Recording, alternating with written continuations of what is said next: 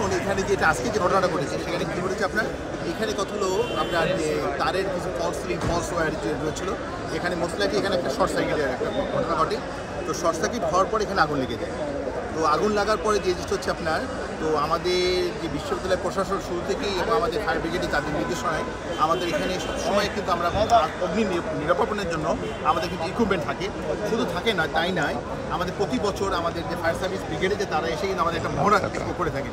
তো আজকে এই ঘটনাটা করেছে আমাদের এখানে যে যখন আগুন যখন লেগে যায় আমাদের এখানকার আনসার বাহিনী যারা সদস্য যারা ছিলেন, আমাদের এখানে স্টাফ যারা ছিলেন, আমাদের নিজস্ব যে যন্ত্রপাতি যেগুলো ছিল ফায়ার অগ্নি নির্বাপনের যন্ত্রপাতি দিয়ে তাদের প্রশিক্ষণে যে তাদের যে সাকসেস আলহামদুলিল্লাহ তার মোটামুটি কন্ট্রোলের মধ্যে নিয়ে এসে পেরেছে। আমাদের যখন আমরা যখন ফায়ার ব্রিগেডকে যখন ফোন করলাম তারা অতি সত্তর এখানে চলে এসেছে এবং তারা বাকি যে কিছুটা যে আমাদের ছড়ানো ছিটানো যে আগুন যেটা ছিল তারা নির্বাপনের জন্য তারা সর্বোচ্চ চেষ্টা করার মাধ্যমে এটা সম্পূর্ণভাবে নিয়ন্ত্রণে চলে এসেছে। এখন এইখানে এই মুহূর্তে কোনো আমরা যদি বলতে পারি কেউ মারা যায়নি, কেউ অগ্নিতে দগ্ধ হয়ে কেউ ইনজুর্ড হয়ে যাবে, তার মানে আমরা শারীরিক আমাদের কোনো ক্ষতি আমাদের হয়নি। যেটা ক্ষতি যেটা হয়েছে সেটা স্থাপনার ক্ষতি হয়েছে, যেটা স্থাপনার কিছুদিন আমাদের থেকে উড়ে গিয়েছে। কিন্তু সবচেয়ে বড় কথা যে আলহামদুলিল্লাহ আগুনটা সম্পূর্ণভাবে কন্ট্রোলে এসেছে। যেহেতু রুমে তালা মারা ছিল, ছাত্ররা হোস্টেলে থাকে, আমরা ধরে প্রায় শর্ট সার্কিট এটা, যেহেতু রুমে তালা মারা ছিল এবং এই রুমগুলো সব ছিল আমরা যে ভূমিকম্প হওয়ার পর থেকে তারা আমাদেরকে চিঠি দিয়ে সব রুমগুলোকে আমরা ভ্যাকেন্ট করে আচ্ছা, সেই বিচার বিবেচনা করে আমরা পলাশী ফায়ার স্টেশন থেকে 2টা ইউনিট এবং সদর দপ্তর যে সিদ্দিক বাজার ফায়ার স্টেশন থেকে আরও 2টা ইউনিট, পরবর্তীতে আরও 7টা ইউনিট আমরা ঘটনাস্থলে নিয়ে আসি। পলাশী ফায়ার স্টেশন ও সিদ্দিক বাজার একই সাথে ঘটনাস্থলে উপস্থিত হয়।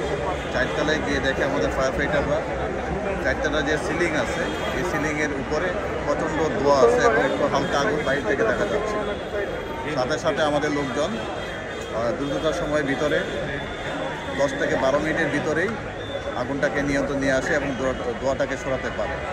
কিন্তু দেখা গেছিলো যে ফায়ার এক্সটিংগুইশারটা কিন্তু তারা ব্যবহার করছিল, কিন্তু যেহেতু সিলিংয়ের উপরে যেহেতু আগুন, যার কারণে আগুনের যে উৎপত্তি স্থল ছিল সেই উৎপত্তিস্থলে সেই ফায়ার এক্সটিংগুইশারটা ব্যবহার করা সম্ভব হয় না। প্রচণ্ড ফায়ার এক্সটিংগুইশার যেটা ব্যবহার করা হয়েছে যার কারণে পাউডারগুলো অবস্থায়